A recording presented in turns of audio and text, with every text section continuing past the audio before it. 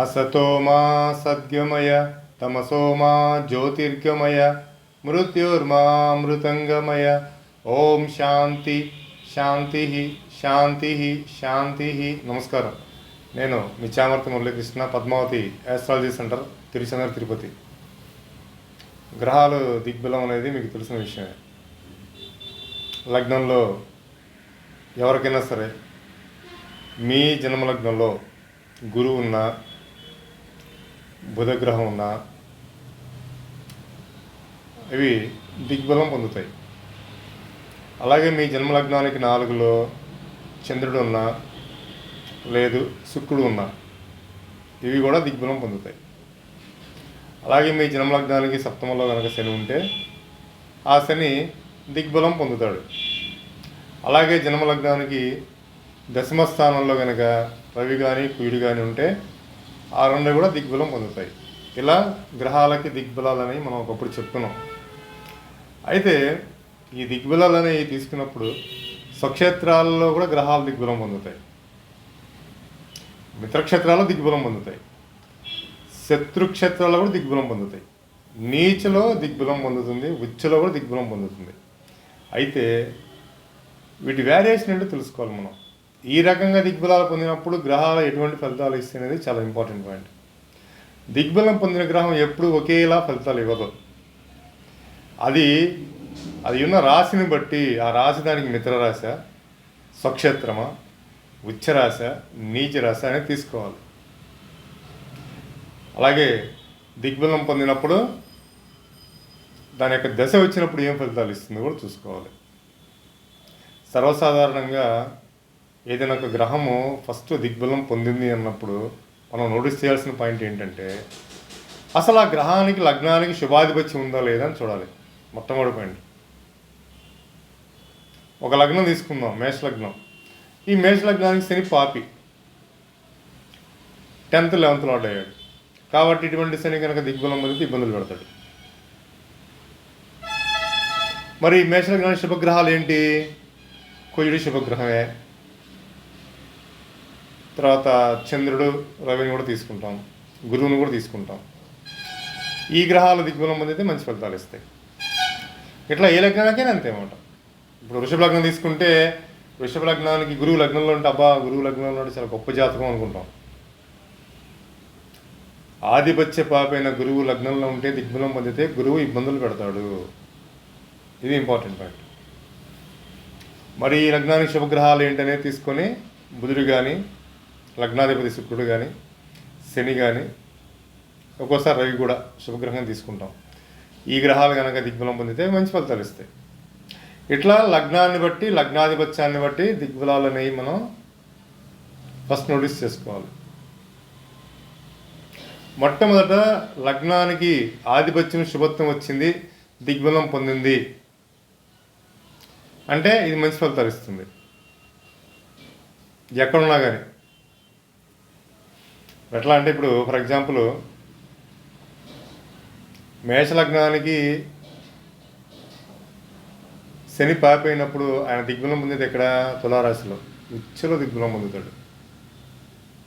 మనది మిత్రక్షేత్రం కూడా మళ్ళీ, అయినా కూడా మంచి ఫలితాలు ఇవ్వడు.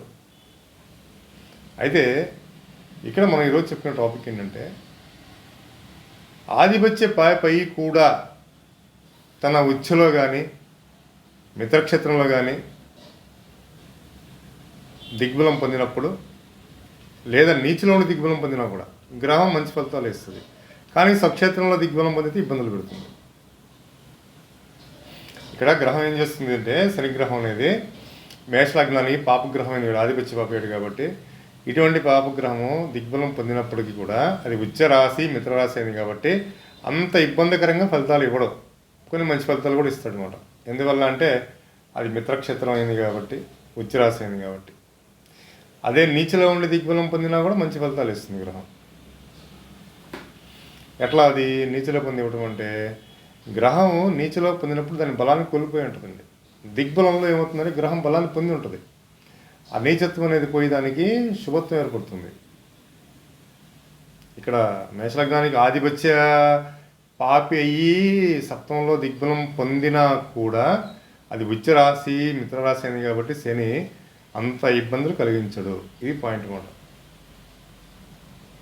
అదే స్వక్షేత్రంలో గ్రహాలను దిగ్బలం పొందినాయి అనుకోండి. ఇప్పుడు మిథున లగ్నం ఉంది, కన్యా లగ్నం ఉంది, లగ్నంలో బుధుడు ఉన్నాడు. లగ్నంలో బుధుడు ఉన్నప్పుడు ఏమవుతుంది? ఓన్ రాశిది స్వక్షేత్రం. అది స్వక్షేత్రాల్లో దిగ్బలం పొందినప్పుడు గ్రహాలు వాడి యొక్క దశల్లో ఇబ్బందులు కలిగిస్తూ ఉంటాయి. స్వక్షేత్రంలో ఉన్నప్పుడు దిగ్బలం పొందకూడదు గ్రహం. అసలు స్వక్షేత్రంలో గ్రహాలే వాటి యొక్క ఫలితాలు ఇవ్వడంలో చాలా ఆలస్యంగా మనకు అనుకున్నట్టుగా ఫలితాలు తీసుకురావు.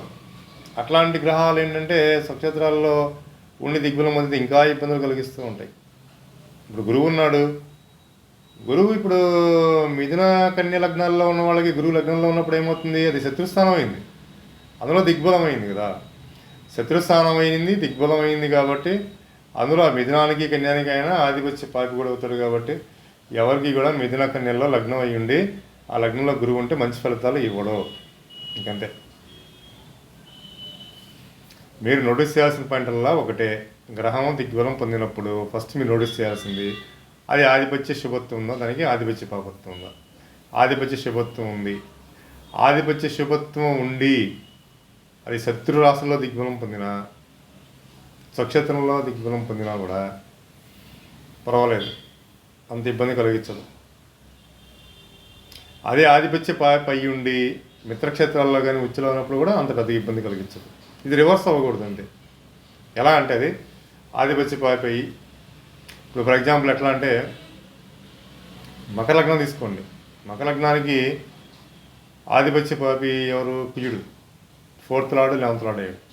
బాధకాధిపతి కూడా అయ్యాడు. బాధకాధిపతి ఎప్పుడు దిగ్బలం పొందకూడదు, జాతకాలు గుర్తుపెట్టుకోండి. అయితే బాధకాధిపతి విషయంలో ఈ స్థిరరాశులకి కొంత ఎసెంప్షన్ ఉందన్నమాట. అంటే ఏంటి? దిగ్బలం ఈ స్థిరరాశులు ఏవైతే ఉన్నాయో, ఈ వృషభ రాశి కానీ, సింహం కానీ, వృశ్చికం కానీ, కుంభం కానీ, వీటికి భాగ్యాధిపతి బాధకుడు అవుతాడండి.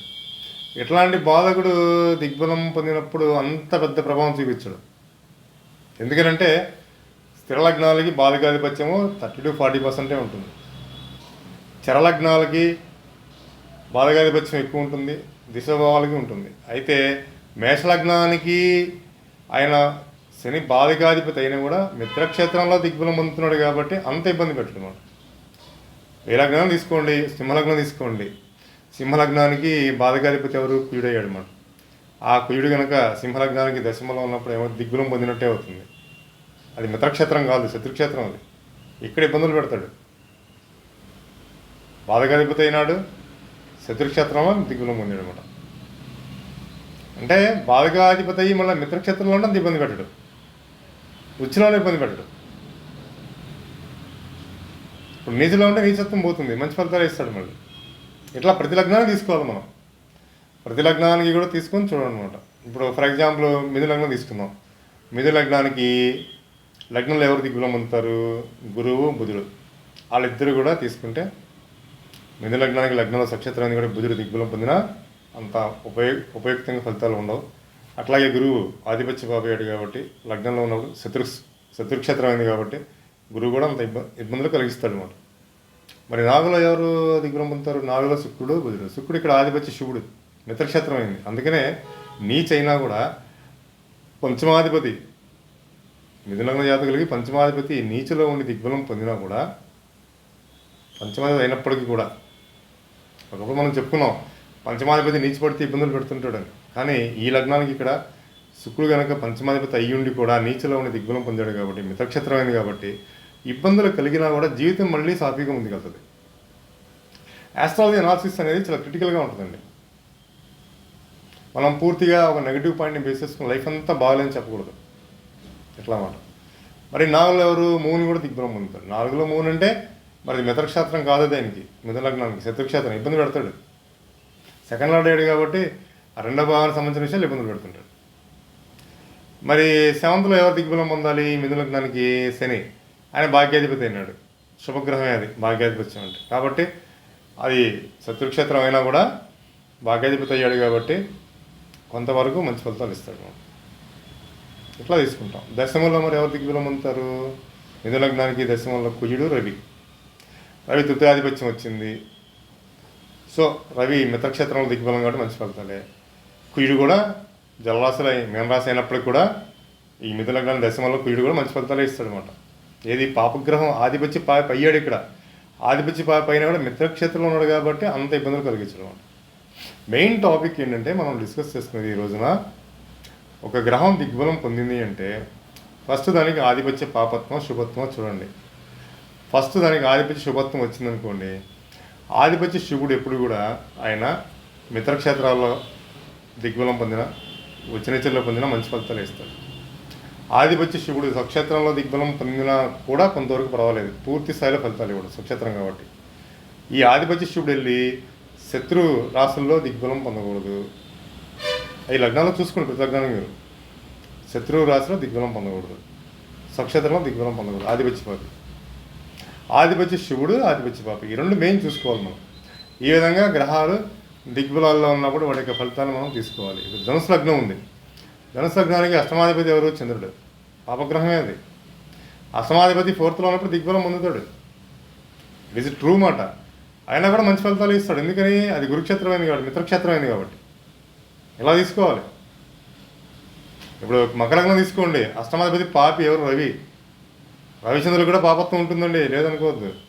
అష్టమాధిపతి మకర లగ్నానికి రవి అయ్యాడు కాబట్టి, అటువంటి రవి కనుక దశమలో నీచపట్టి ఉన్నాడంటే మాత్రం అక్కడ శత్రుక్షేత్రం అయింది, అష్టమాధిపత్యం వచ్చింది.